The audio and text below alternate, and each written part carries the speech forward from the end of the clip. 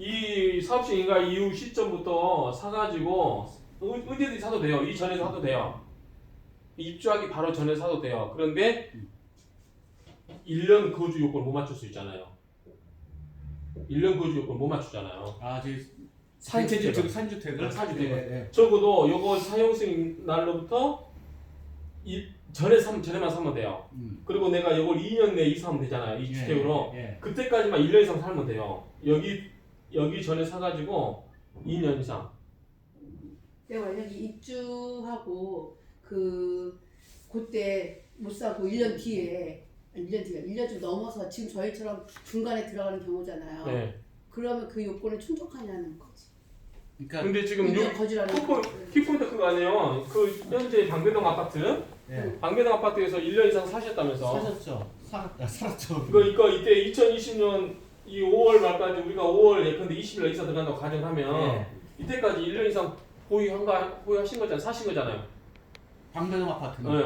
근데 1년 이상 살아야 된다는 게 저 새로 지은 아파트 아크로 리버뷰에 들어가서 1년 살아야 되는 게 그게 또 완료 조건이 아닌. 아니 그건 아닐 세무서가 거예요. 그렇게 얘기를 하더라고요. 그건 아닐 거예요. 뭐냐면 자 기존 아파트는 1년 이상 사야 되고요. 1년 이상 살아야 되고 그 요건이 뭐냐면 2년 내에 여기에 새 아파트에 입주하고 나서 여기에 들어가서 1년 이상 거주 요건이에요. 예, 그러니까 그 그 거주 요건인데 요건을 완료를 해야 되는 거냐 아니면 완료를 못해도 들어가기만 하면 되는 그렇지 거냐 그걸 않아요. 지금 얘기. 그러니까 제가 아는 상식에서는 요건이 1년 이내에 1년 이상 거주하고 나서 뭔데 이때는 지금 이 주택을 팔았잖아요. 예. 이때는 대체 주택이라고 해가지고 양도세 비과세 받고 뭐 어쨌든 그 이상 내는 되겠지만 어쨌든 비과세 받고 요 부분을 실제로 이제 1년 이상 살았는지를 나중에 국세청에서 조사 나오겠죠.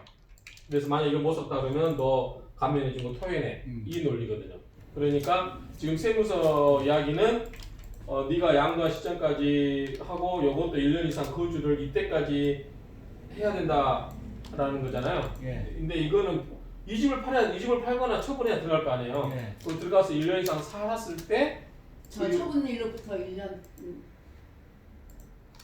그 처분에 우리가 들어가잖아요. 그럼 그 처분일로부터 1년 괜찮다는 거. 그래서 지금 헷갈리는 게 아니. 이제 1년 거주가 완료를 해야 되는 거냐 아니면 1년 거주는 예정으로 해도 보여줘요. 이거 요건이 국세청에서 다 온 거. 완료. 국세청 답이 뭐로 왔어요? 제가 그 국세청에 네. 그 인터넷 상담을 받았거든요. 네, 뭐래요? 근데 거기서도 네.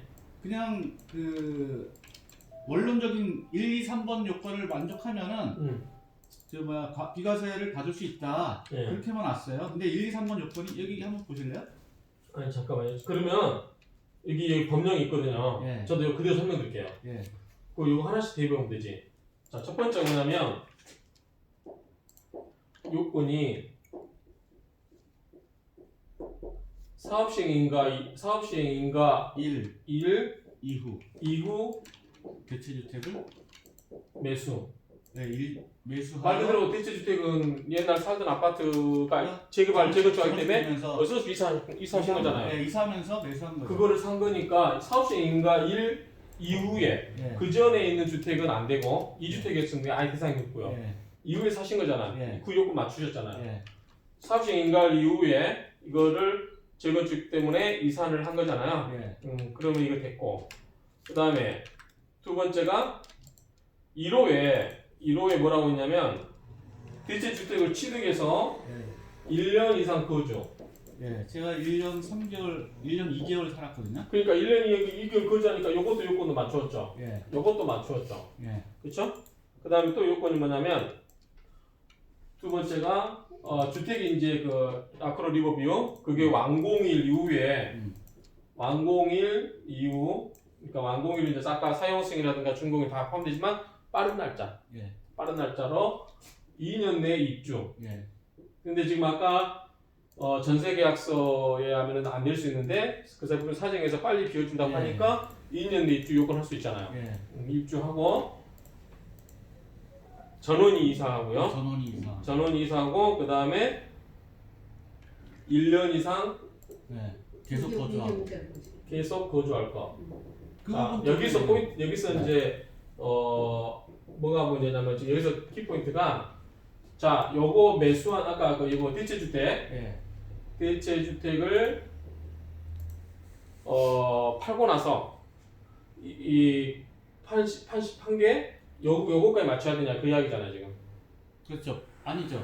입주하고 1년 이상 계속 거주도 그 실적이 거주가 우리가 완료된 들어가서 시점이다. 나갔어. 아까 대체주택을 지금 올해 2020년 예. 근데 5월 20일에 매도를 했다. 네. 가정하면 if 근데 간다고 하면 우리가 지금 아까 2018년 6월 1일이라고 했잖아 입주가. 예.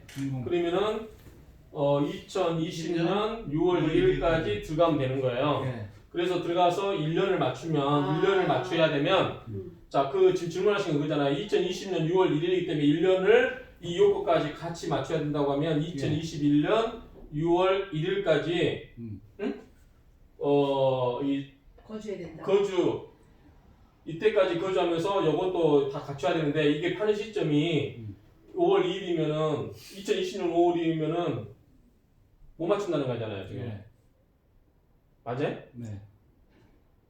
근데 제가 아까 이야기처럼 제가 아는 이야기는 1년 이상 거주 요건은 주택은 자 제가 이게 상담한 내용을 말씀드릴게요. 자 이게 입주 날짜예요. 입주 날짜. 그러면 기존의 대체주택을 파는 시점은 여기서 2년. 그렇죠. 여기서 2년이에요. 예. 그러니까 이 2년 요거 대체주택과 관련되고 그 다음에 내가 입주하는 것과는 별개예요. 그러니까 이건 언제 이 시점 안에서만 팔면 돼요. 내가 입주한 거 여기 아까 6월 1일이라고 했잖아요 입주가. 네. 그럼 2018년 6월 1일이니까 2016년 6월 3일 이후에 팔아도 되고 그 다음에 2018년 2020년이죠. 20년 6월 1일. 네. 2020년 6월 1일 이 사이에만 팔면 돼요. 이 주택은. 그 다음에 내가 입주 날짜는 이때 이 사이에서 요 사이에서 요 사이에서 2년 내에 내가 이주를 해야 되죠. 여기서까지. 2년 내에. 요건 안 되니까 입주를 못 하니까. 네. 그러면은 요 주택을 파는 시점은 내가 살아서 요 2년 내에 입주를 낼 때까지 해야 되고 파는 시점도 요 안에 요 안에 팔면 돼요. 그래서 이때 팔았다. 나는 입주를 이때 했다. 그리고 1년 있으려면 난 또 여기 가서 1년 있어야 되잖아요. 그러니까 요것과 이 대체주택을 처분하는 것과 요것과에는 관련성이 없다는 거죠. 근데 이야기는. 그래서 요거는 별개고 요거는 말 그대로 그냥 해석하시면 될 것 같아요. 그러니까 대체주택을 파는 거는 앞뒤로 그 준공일로부터 그러니까 그 완공일로부터 2년 내에 왔다 갔다 마음대로 팔 수 있는 거고 내가 대체주택을 팔고 나든지 그냥 놔두고 새로 끼고 살든 어떻든 간에 내가 새로운 아파트로 이사를 해서 2년 내 이사를 요건을 맞추고 그 다음에 내가 1년 이상 살면 기존의 주택을 처분하면 그 주택을 양도세 신고를 할 거 아니에요. 그럴 때 내가 대체주택이었다라고 신고를 하셔서 양도세 감면을 받은 다음에 요거 이제 국세청에다가 나 1년 이상 살았다. 이것만 증명하시면 되죠. 실제 내가 그러니까 신고하는 시점에 양도세 신고하는 시점에 1년 이상 살았다라는 완료는 안 되고 살 거다라고밖에 못 하잖아요. 맞아요. 아직 못 살았으니까. 맞아요. 그러니까 그래서 그 부분을 어떻게 해소하냐. 그래서 제가 그 유튜브에 올려둔 것 중에 별지 서식 있다고 뭐 했잖아요. 별지 소식이 있다고 말씀하셨죠. 별지 서식 제가 보지는 않았는데 그 별지 서식에다가 내가 앞으로 입주 계획이 언제 입주해가지고 언제까지 뭐 살 거다. 그거를 적어서 그걸 그대로 그 조건부로 양도세가 비과세 되는 거예요. 그러니까 별지 서식이라는 게 네. 있는 거예요. 네. 계획 1년 그러니까 이상 거주. 양도세 신고할 때 내가 이거 대체주택으로 시도한 건데 이 아파트로 준공이 나서 들어가서 살 거고 거기에서 내가 이주할 거다. 그리고 이 주택은 내가 대체주택 처분하는 것이다. 그러니까 양도세 비과세 해주라라고 하면 거기서 세무서에서 그러면은 오케이 그 조건부로 비과세 해줄게라고 하고 나서 실제로 나중에 사후에 관리해서 이 사람이 그렇게 살았는지 안 살았는지 조사를 하겠죠. 네. 만약에 조사를 안 하고 1년도 못 살고 그냥 세대 이수하고 한 몇 개월 만에 바로 뺐다. 그럼 이거는 그 요건 못 맞췄잖아. 1년. 그러니까 요건은 뭐냐면 사업시 인가를 이후에 사고 그 다음에 2년 이내에 입주를 해서 1년 이상 보유를 하고 주택은 앞에 뒤로 2년 내에 파는 조건. 그러니까 이 모든 요건을 갖춰주면 이 기존 주택은 언제 대체 주택은 언제 팔던 간에 관계없이 양도세를 해주는데 단 그게 조건부 양도세 비과세다 이렇게 생각하시면 되죠. 그렇죠? 근데 우리 수원 그 집이 또 좀 다른 주택 있어요? 지금은 없고요. 지금은 없는데 옛날에 언제요?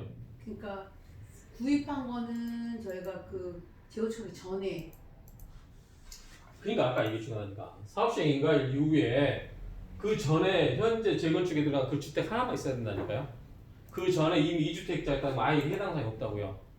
사업시행인가를 보시면 주가를 팔았는데 국내에 1주택을 소유한 1세대가 그 말은 뭐냐면 사업시행인가 시점에 주택이 하나만 있어야 된다는 전제 조건이에요. 사업시행 인가의 시점에 예. 만약 그 시점 전에 샀으면 어떻게 되는 거죠? 그러니까 그 전에 샀으면 자 내가 현대 아크로리버뷰가 있어요. 그런데 내가 수원에 집안에 하나 있어. 몇 주택이에요? 네. 2주택이죠. 그럼 내가 이 주택을 아크로리버 재건축 때문에 이주를 해서 딴 데로 이사를 할 수는 있죠. 그런데 이미 그전에 내가 2주택자가 돼 있잖아요. 그러면 첫 번째 이 요건은 못 맞추는 거예요. 처음에 시작점부터 못 맞춘 거예요. 여기 보면 국내에 1주택을 소유한 1세대라고 그랬어요. 그러니까 그 전에 이미 2주택자가 있다. 그러면 아예 이걸 적용받을 수가 없는 거예요. 처음부터. 제가 지금 수원에 연립주택을 하나 2009년도 9월달에 9년 9월달 예, 9월달에 매입을 해서 네. 2018년 7월달에 그럼 안 되네. 2018년 2018년 8월 7월달 7월달 매도를 했거든요. 매도를 했고요. 네. 그러면 벌써 이 사이에 아파트 방배동 하나 사신 거잖아요. 이 사이에 사신 거잖아요. 그렇죠. 그렇죠. 그럼 벌써 3주택이잖아요. 이 시점에서는 세법에서 재건축도 주택이에요. 그렇기 때문에 이거는 3주택이 2주택이 아니라 대체 주택을 수원께 없애야 돼요. 아까 얘기했잖아요. 사업시행 인가 시점에 국내라고 썼잖아요. 그러니까 사업시행 인가는 저희 저 아크로 리버뷰가 2005년도에 났어요. 2005년도에? 네, 2005년도 한참 그 재건축이 막 지지분한데 사업시행 인가 자체는 2005년도에 났거든요. 났다가 지연된 거. 났다가 다 이주했다가 다시 들어오고 막 해갖고 좀 되게 오래 걸렸던 그 재건축이거든요. 2005년. 그러니까 그 이주를 하기 위한 관리처분 받기 전에 그 사업시행 그 관련된 사업시행가가 언제예요? 사업시행가가 몇 번 난 거예요? 한번 아니에요, 저는. 2005년도에 최초에 한 번 나고 네. 경력인가가 네.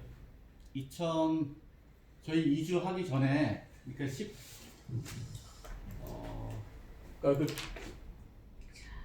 디테일한 거는 네. 그래서 세무서에 물어보셔야 돼. 왜냐면 자 이게 이 말 자체가 우리가 일시적 2주택 같은 경우 주택을 이사하기 위해서 하나 사놓고 팔고 이사 가는 경우잖아요. 자 국세청에서 봤을 때는 뭐겠어요? 얘가 집을 투자하려고 산 게 아니고 이사를 가기 위해서 사는구나. 대주주도 마찬가지예요. 재건축 재개발 때문에 이 사람들이 이사를 하되 전세를 얻을 수도 있고 집을 살 수도 있잖아요. 그런데 집을 샀을 경우에 이 사람이 투자하려고 산 게 아니고 재개발 재건축 때문에 어쩔 수 없이 이사하면서 사는 거구나 라고 하는 거. 이게 대체라는 게 그게 맞거든요. 지금 그 아파트 재건축 되면서 이주비가 나와서 그걸 가지고 이제 방배동 아니 자금 수수는 중요하지 않아요. 네. 그 의도가 중요한 거지. 그래서 대체주택이라고 하는 것은 재건축 재개발하게 들어가기 직전에 있는 이건 제 해석이에요. 제 해석. 세무서 해석이 아니고 제 그냥 개인 해석이고요. 말 그대로 대체주택이라는 것은 말 그대로 대체한다는 거잖아요.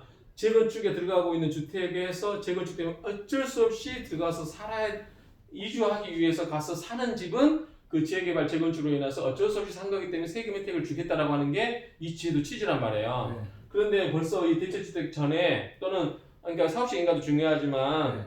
그 전에 주택이 수원가 하나 있었다. 네. 그 다음에 이거 나고 나서 방배동 집 아파트 하나 샀다. 네. 아파트 하나 샀다. 그리고 재건축 아크로 리버뷰가 있다. 그럼 벌써 이게 3개 아니에요. 네. 그러면은 이 사람은 수원에 집이 있으면서 불구하고 방배동을 산 것은 뭐 자기가 투자 하려고 한 거네. 이렇게 생각하지. 어쩔 수 없이 재건축 때문에 어쩔 수 없이 이사했다고 보기가 힘들잖아요. 이게 지금 어떻게 보면 혜택을 주는 거잖아요. 혜택을 줄 때는 그 사람들이 요건 어떻게 해석하겠어요? 요건을 엄격하게 해석하겠죠. 가능하면 뭐 세금 많이 받는 방향. 당연하죠. 그래서 저를 억울한 게 뭐냐면 저도 이제 그래서 저도 이 당사자의 실은 예. 제가 물어본 거 뭐냐면 저희는 그 전에 단독주택 여기 아크로 리버 하임 저는 그 전에 단독주택 100평에서 살았어요. 방배동 살 때도 단독주택 살았고 여기 왔을 때 단독주택 100평짜리 살기 때문에 저희는 애도 넷이나 되고 부모님도 살기 때문에 방이 많이 필요해요. 그래서 이사 온 거거든요. 아파트를 못 가고. 그런데 지금 46평 아크로 하임을 갖고 있는데 방이 4개밖에 안 되는 거예요. 우리는 방이 최소 6개가 필요하거든. 그래서 이사를 못 들어갔어요. 그래서 아예 이거 생각도 않고 그냥 입고 있었는데 나중에 보니까 이 혜택이 있는 거예요. 뭐야 근데 저기 또 제가 그게 많이 올랐거든. 엄청 많이 올랐어요. 거의 더블 이상 많이 올랐어요.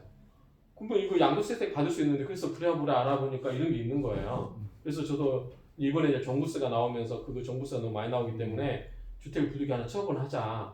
그래서 어쩔 수 없이 파는 거예요. 방은 개수가 우리는 그게 필요한데 근데 이거 들어와야 된다는 거예요. 그래서 내가 구설지 많이 물어봤어요. 이거 46평을 갖고 있는데 그 주택 말고 그 옆주택 하면 어떡하냐. 53평짜리 더 큰 걸로 들어가면 어떠냐. 안 된대. 내가 그걸로 들어가야 된대. 그러니까 엄청 까다롭게 이야기하는 거 이거를. 그냥 이거 식구가 많이 필요해서 방이 필요해서 더 넓은 방이 좀 넓은 데 이상 가도 안 되냐. 안 되는데 그 아파트로 가야 된다. 그냥 받은 아파트로 반대 그렇죠. 2년 내에 입주해야 된다 그 조건이라는 거죠? 그 요건 그러면은 준공 나오고 하냐. 준공 이번에 났거든요. 12월 달에 거의 1년이 지났어요. 사용 승인보다 1년 정도 늦기 때문에 나도 아까 그 전세 기간이 그렇게 설정돼 있단 말이야. 그 한 달 정도가 뒤 늦어 있어. 그럼 그 양반을 빨리 내보내야지. 들어가려면. 근데 이제 그 사람들은 구세주 입장에서는 너희들은 혜택을 받는 거기 때문에 이걸 가급적 엄격하게 해석하는 거다라는 거죠. 그런데 저는 그 당시에는 그 뒤에 주택을 많이 사긴 했지만 그 당시에는 저는 1주택이었거든요. 그러니까 요걸 맞추는데 우리 손님 같은 경우는 벌써 집이 그 전에 하나가 있기 때문에 여기 아리까리예요. 이게 구세증을 봤을 때는 이건 1주택자가 아니에요. 이미 수원에 집이 하나 있고 이거 재건축해서 이주할 때 벌써 집이 2채가 돼 있는 거잖아요. 그 상태에서 주택을 하나 더 샀기 때문에 이 부분은 좀 아리까리하는데 이제 사업시행인가 시점에 아까 우리 이제 손님은 사업시행인가를 2005년도로 땡겨가지고 사업시행인가 2009년도인가? 2005년도에 났거든요. 사업시행. 2000년도 근데 이제 그 집을 산 건 2009년도이기 때문에 2005년도고 2009년도에 그럼 더 말이 안 되죠. 아니 재건축 아파트 그 시점하고 비슷해요. 근데 말이 안 되는 게 아까 사업시행인가가 2005년 들어왔죠. 근데 수원집 2009년 들어왔죠. 그러면 사업시행인가 이후에 샀잖아요. 어떤 걸요? 수원집을. 그렇죠. 거기에다 또 이주를 받아가지고 또 산 게 또 사업시행인가 이후에 산 거 아니야 방배동에. 예. 요거는 그 전부터 사 있는 것도 아니고 사업시행인가 2005년으로 보면 이때 벌써 이미 수원집 하나 샀고 방배동집 하나 샀고 그러면은 아예 논할 필요가 없지 이거는 그 전에 샀기 때문에 뭐 좀 혜택이 있나 없냐 사업시행인가 시점으로 논할 필요가 있는데 벌써 사업시행인가 이후에 2개 다 산 거잖아요.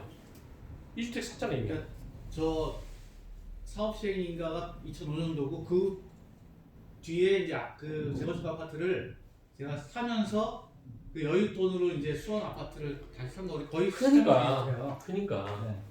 그 투자하신 거잖아요 여윳돈으로. 네. 속된 말로 우리가 그냥 네. 속지가 이야기하면 네. 투자하신 거잖아요. 네. 그러니까 구세증 돈을 이거는 너희들이 어쩔 수 없이 지금은 이제 저기 매도해 갖고 지금 없는데 그게 다 그 사이에 어쨌든 사고 이루어졌잖아요. 그런 것들도 다 이력으로 이렇게 남아 있나요? 내가 신고하시잖아 다. 양도세 신고는 했죠. 아니 근데 어쨌든 주택거리를 하게 되면 매매를 하게 되면 실거래 신고를 하시잖아요. 했어요. 네. 걔들 무서워요. 근데 그 가격이 너무 싼 거여서 1억대여서. 아이 그 상관없어요. 내가 아침에 우리 상담하신 분은 여기 많이 올랐잖아요. 집이 3개나 갖고 있대요. 그래서 이거 양도세 많이 나온 것 때문에 이 양도세 혜택 받으면 3주택자면 어떻게 돼? 양도세 중과하잖아요. 70%잖아요.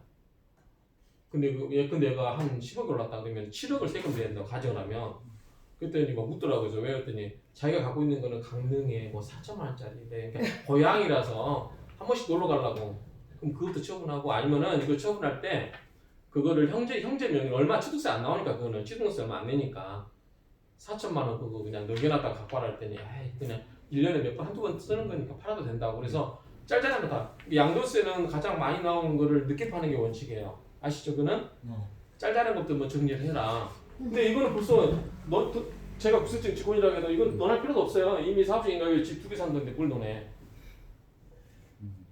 이거는 그냥 세금 내셔야죠. 아니 그러면 그래서 두 번째 혜택, 두 번째 방법. 두 번째 방법. 이거는 방배동 집은 이거는 파셨으니까 그렇다고. 야 방배동 집은 얼마 주고 사셨어요? 양도 차익 얼마나 생겼어요? 지금 아직 예상은 그게 한 6억 정도 날 것 같아요. 양도 차익? 차익이, 예. 저기 이번에 공시지가 얼마 나왔어요? 6억 5천 정도 나왔어요. 그다음에 리버뷰는요? 아크로 리버 공시지가 응. 16억.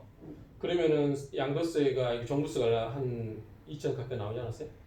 아니요, 그게 아크로 리버뷰는 공동 명의로 돼 있고 와이프하고 이게 방배동은 제 명의로만 돼 있고 그래서 저는 한 600만 원 정도 냈고. 그렇죠. 만약에 우리 사장님 혼자 돼 있으면은 2천만 원 정도 나왔을 거예요. 왜냐면 제가 그런 비싼 케이스거든. 그러니까 저는 다행히 세계는 임대사업자로 돼 있어요. 예. 40평대는 옛날에 받아줬기 때문에 2017년 4월 이전에 했기 때문에 상관이 없는데 두 개만 갖고도 이게 종부세 그렇게 나오더라고. 이게 좀 가격대가 비슷해서 여쭤보는 거예요. 근데 어쨌든 방법은 다행히 그거는 공동명의로 돼 있으니까 다행이시네. 그러면 자 재산세는 합산과세는 아시죠? 네. 종부세는 무슨 과세? 인별과세. 예. 그렇기 때문에 와이프는 60만 원 정도 나왔대요. 종부세가 60만 원 나오고 저는 한 560만 원 정도 나오고. 그러니까 비율이 공동이 아닌가 봐요. 5대5예요, 5대5. 저기 방배동 때문에. 방배동 집이 자, 제가 있으니까. 그러면 시뮬레이션 돌려보시면 되는데. 근데 지금 제 생각은 저도 이제 그것 때문에 저 혼자 막 공부도 하고 그다음에 그 회계사한테 한번 유료 상담도 받고 그다음에 또 세무사 반포에 있는 세무사님한테 또 유료 상담 받고 뭐 이렇게 해봤어요. 근데 처음에 저는 이 아크로 리버뷰가 제가 2009년도에 산 거기 때문에 10년 이상 됐고 그래서 장기주택 특별공제를 받을 수 6월 있습니다. 말까지 파는 거. 예. 네. 그래서 이 방배동 집을 처분을 하고 1주택 되면서 되겠다 했는데 그 상담 받아 보니까 저 재건축이 조금 되게 복잡하게 돼서 결론적으로는 완공한 이후가 제 보유 기간으로 산정이 되더라고요. 아크로 리버뷰 같은 경우 그러니까 뭐 10년이 아니고 저거는 그거 한 2년 정도. 승계조합원이요? 네, 승계조합원이기 때문에. 왜냐면 저희 2005년이 사업승계 나서 저 2009년도에 2009년도에 매입을 했기 그러니까 때문에. 그러니까 승계조합원 같은 경우는 아마 이제 실제 입주한 시점부터 보유를 그러니까 볼 거예요. 준공일부터 보더라고요. 그래서 그게 원조합은 다 봐주는데. 네. 그래서 보니까 그걸 받으려면은 지금부터 해서 뭐 보유 기간하고 그 거주 기간 또 2년을 채워야 돼서 그래서 어쩔 수 없이 이사를 들어가서 최소한 2년은 살아야 되겠더라고요. 그렇죠. 그렇지 않으면 세금 들어가려면 엄청 방배동집을 나오지. 처분을 해야 된다는 생각이 나서 이제 이렇게 막 알아보니까 뭐 저희가 이주하면서 방배동 집을 샀고 또 1년 요거는 저기 수수료 받고 안내해드려야 될 것 같은데. 수수료 드려야죠 이거 당연히. 뭐 다른 건 없고요. 맛있는 거 사오시면 돼요. 저 같으면 이렇게 하겠어요. 지금 보니까 우리 이번에 11, 16대책 때문에 이제 앞으로 보유하고 그거 거주 요건을 나눠버렸잖아요. 그래서 장기 장특권 같은 경우도 절반씩 쪼갰잖아요. 그래서 지금 리버 같은 경우 승계조합 같은 경우는 거주하고 2년 해야 되면 그래야만 세금이 많이 안 나와요. 특히 2주택자이기 때문에 양도세를 엄청 낼 거예요. 그래서 일단 리버뷰는 일단 보유하시고요. 가서 거주하시고 방배동 게 문제잖아요. 방배동 거는 그냥 전세 주시면 안 되나? 전세 주시는데 자 이거는 공동명의잖아요. 그렇죠? 그다음 요것도 지금 증여하신 적 있어요 없어요? 한 번이라도.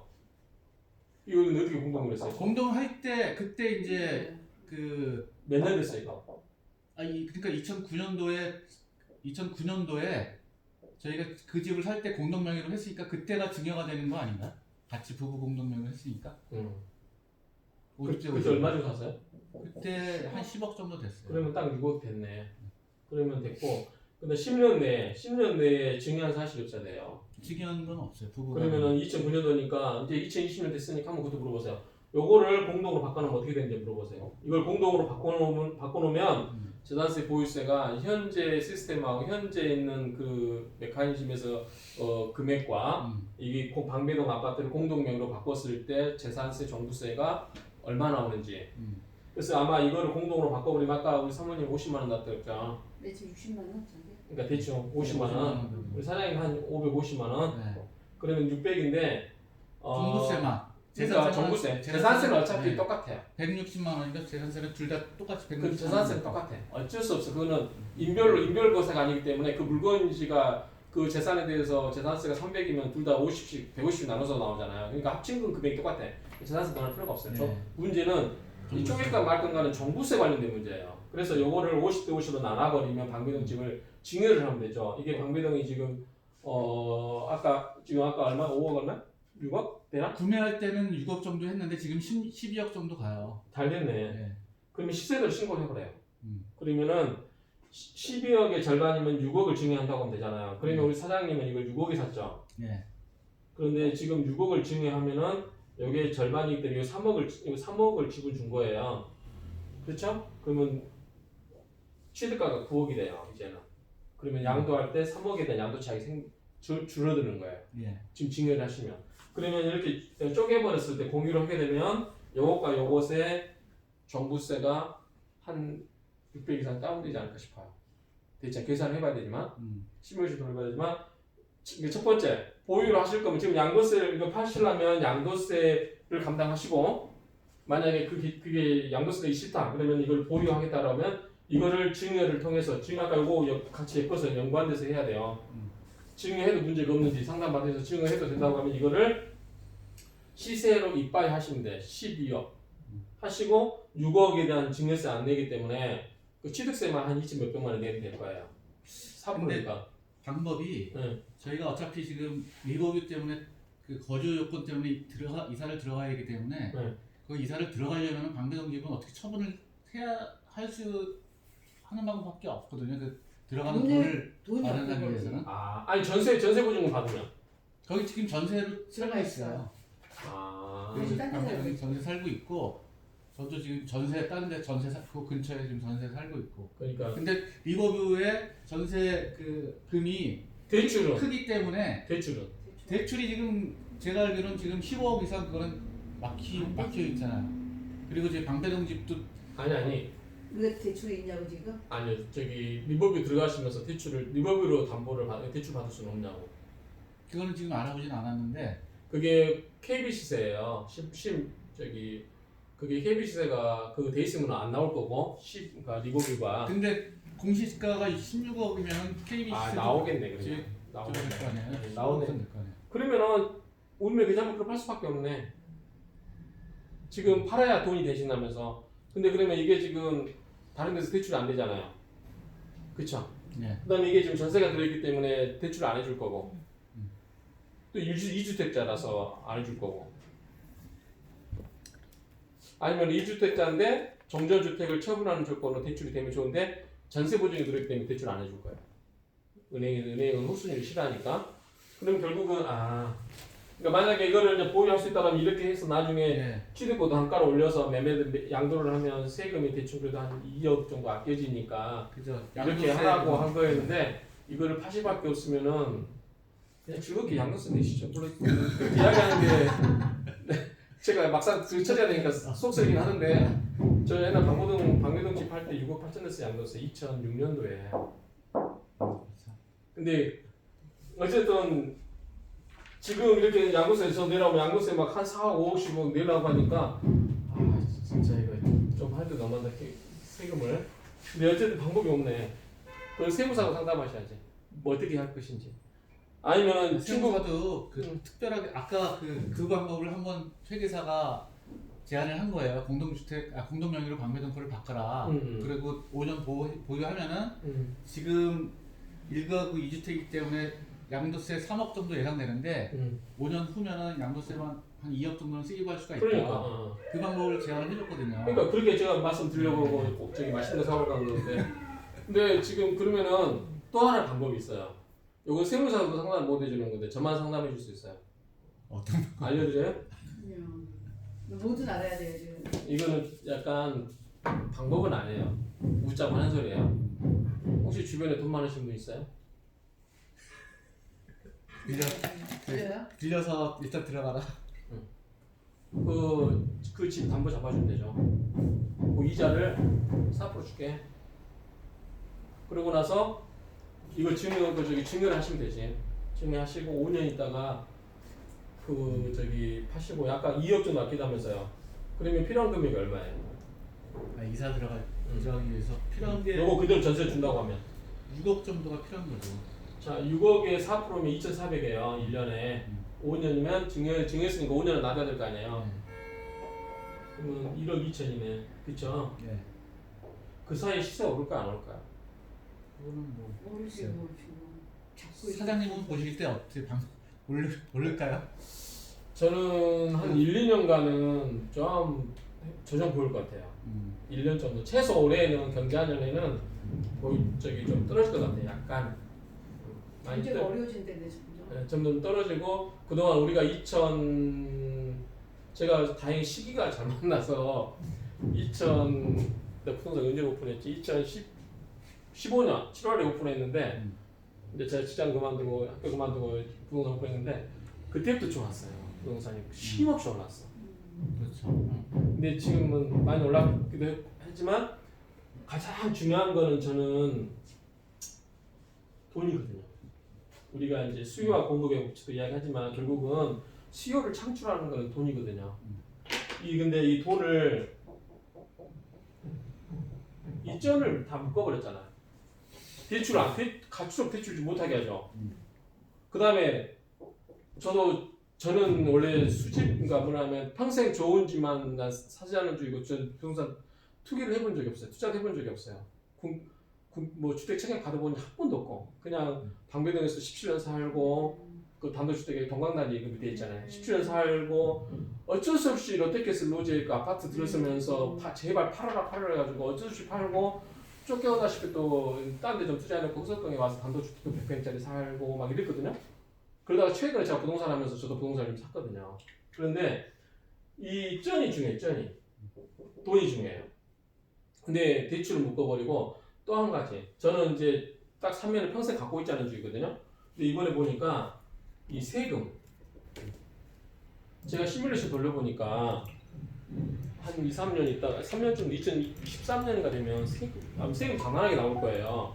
돌려보세요. 그래서 저도 이제 이거 하나를 줄여야 되겠다는 생각이 들어요. 만약에 지금 그런 시스템으로 그대로 가시면 세금 직장인은 감당 못할 정도. 제가 그랬어요. 이건 1년에 6, 7천만 원을 이 세금 내기 위해서 돈을 벌어야 되는 상황이 돼버려요. 그 감당이 안 돼요. 그래서 저도 하나 좀 팔려고 내놨어요. 세금 때문에.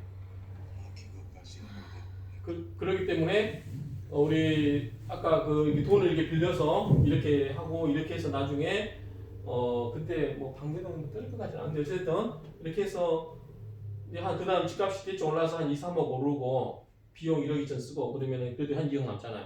이런 방법도 있고 난 머리 아파 골치 아파요. 말 그대로 부동산 값이 어떻게 될지도 모르겠고 앞으로 계속 올라가는 장난을 못 하고 계속 보이스 올라가고 그러면은 또 세금 나왔잖아요. 세금 지금 얼마 나오냐면 나중에 이 둘 주택을 갖고 있어가지고 세금을 예컨대 1년에 3천씩 더 내면 5년이면은 1억 5천이에요.